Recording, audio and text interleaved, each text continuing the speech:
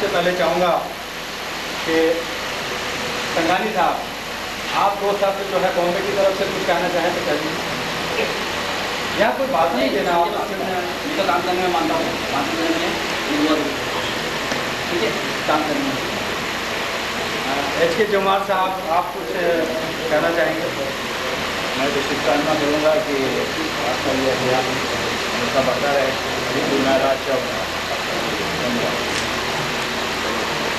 Doctor साहब, आप अपनी विचारों पर। हाँ, सेठी साहब जो है हमारे काफ़ी जुझारू हैं बॉम्बे से, अगर अपनी विचार रखना चाहें तो आप। क्या होते सारे भूख लगी है तो उसकी व्यवस्था है। हाँ, कक्कड़ साहब जो है काफ़ी सीनियर लाइफ मेंबर हैं।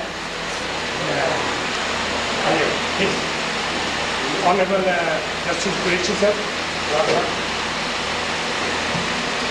कई देश के विभागों से आए हुए हमारे all India human rights association के जो प्रतिनिधि हैं एंड मिस्टर दुआ, जिनकी all India human rights association के प्रेसिडेंट दुआ साहब, आपको अभी तक ना तो हमने कोई वो दिया है ना कुछ हुआ है। यू ऑल्सो डिजर्व कि हम आपको कुछ पेश करें, लेकिन आप जो हम अपने शब्दों की एक कृति आपको पेश करेंगे।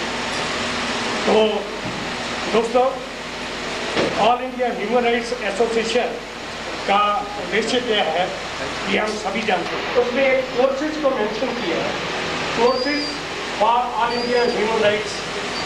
What are those courses? This is just to educate the people कि हमारे क्या राइट्स हैं, क्या मानवाधिकार हैं, उनको उनका दमन कैसे होता है। उस दमन को ये सभा या ये एसोसिएशन, ये ऑल इंडिया ह्यूमन राइट्स अपना सहयोग देकर लोगों को कैसे उससे निकालेगी, कैसे उनकी सहायता करेगी, कैसे उनकी मदद करेगी। हमारा एम क्या है, हमारा मुद्दा क्या है, हमारा ऑब्जेक्ट क्या है। तो ये जो चीज़ें होती हैं ये इस कोर्सेज के अंदर कवर होगी।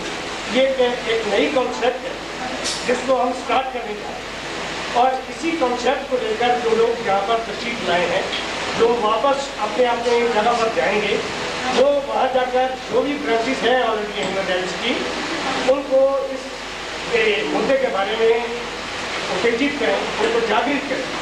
जितने लोगों को समझाया जाएगा कि हम क्या चाहते हैं, हमें क्या मिलना चाहिए, हमें क्यों नहीं मिल रहा, कहाँ से नहीं मिल रहा, चाहे वो गवर्नमेंट हो, चाहे कोई और संस्था हो, चाहे गरीब आदमियों का दमन एक अमीर आदमियों के हाथों हो रहा हो, या और ही ऐसे कोई मानवाधिकार हैं जिनका दमन हो रहा हो, तो हम इसीलिए कि इनको जागृत करके उनको समझाया जाए, उनको ये दिखाया जाए, उनके सही रास्ते पर लाया जाए।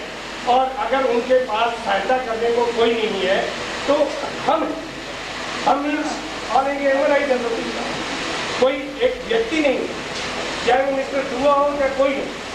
तो ये हम क्या है, ये एक क्या है, एक जो कड़ी सी होती है, एक कड़ी है जिसको कोई हेड बना हुआ है, कोई इसका दरमियान का है, कोई तेल है, लेकिन कड़ी कहीं से भी टूटनी नहीं चाहिए। एक श्रृंखला है, जो कि श्रृंखला जो है वो जब तक एक धागे में पुरोई रहेगी तो उसके फूल बिखर नहीं, और जब तक फूल बिखरेंगे नहीं, आप यकीन रखिए कि जैसे हम कहते हैं कि एक उंगली, दो उंगली, चार, और जब हम पांचों को एक मजबूत करते हैं तो उसमें एक अद्भुत सी शक्ति आती है, हमारे अंदर एक उत्तेजना सी आती है।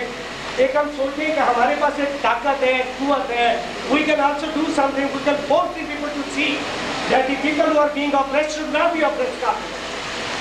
There is a reason for us to fight for it, and this is the fight which we want to carry to the streets, which we want to carry to the people.